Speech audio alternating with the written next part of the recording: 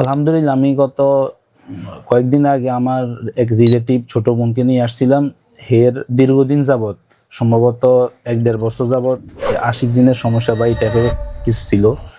মোটামুটি এরা কোনোভাবে সমাধান পাইতেছিল না। এরপরে আমি বললাম যে এখানে নিয়ে আসেন, দেখেন। আর ওনাদের ট্রিটমেন্টটা মূলত কোনো প্রকার তাবিজ, কবচ বা নকশা এই টাইপের কোনো কিছু এখানে ব্যবহৃত হয় না, বা এই টাইপের গোপনেও কোনো কিছু এগুলা দেওয়া হয় না। যা দেওয়া হয় সমস্ত কিছু কোরআন এবং সুন্নাহর যে অডিও বা ভিডিওগুলো আছে এগুলো দেওয়া হয়। আর আলহামদুলিল্লাহ, আমার যে ছোট বোন ছিল, হের রিলেটিভ ছোট বোন, হের মোটামুটি আলহামদুলিল্লাহ পুরোপুরি এখন সুস্থ 100%। আর আজকে আমার মামতো ভাই আয়াত মাহমুদ হেরে নিয়ে আসছি। আসসালামু আলাইকুম রহমতুল্লাহি ওয়া বারাকাতুহু। আমি আসছি লক্ষ্মীপুর থেকে, আমাদের এলাকা লক্ষ্মীপুর। আমি আসলে 2020-21 সালের দিকে রুকিয়া নিয়ে একটু রিসার্চ করি। সেই সুবাদে আমি অনার্সের পরে যে থিসিসটা, এটা রুকিয়ার উপরে নিয়েছি। চট্টগ্রাম আন্তর্জাতিক ইসলাম বিশ্ববিদ্যালয় থেকে রুকিয়ার উপর আমি থিসিস করেছি অনার্সে।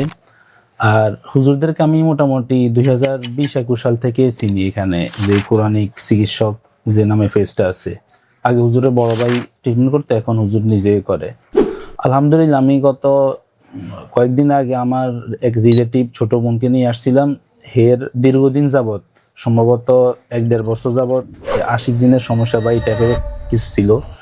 মোটামুটি এরা কোনোভাবে সমাধান পাইতেছিল না। এরপরে আমি বললাম যে এখানে নিয়ে আসেন, দেখেন।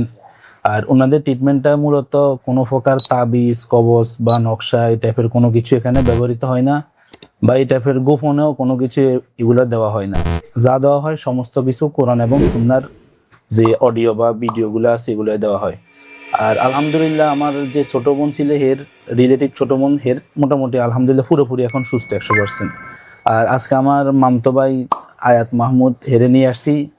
আলহামদুলিল্লাহ, আজকে হেরে মোটামুটি হেও আশা করি সুস্থ হয়ে গেছে, এবং ভবিষ্যতে ইনশাল্লাহ আল্লাহর ইচ্ছে সুস্থ থাকবে। আর সবাই হুজুরের জন্য দোয়া করবেন, আমাদের জন্য দোয়া করবেন, যাতে আল্লাহ আমাদের সবাইকে সঠিক চিকিৎসা নেওয়ার মাধ্যমে সুস্থতা দান করে। আসসালামু আলাইকুম।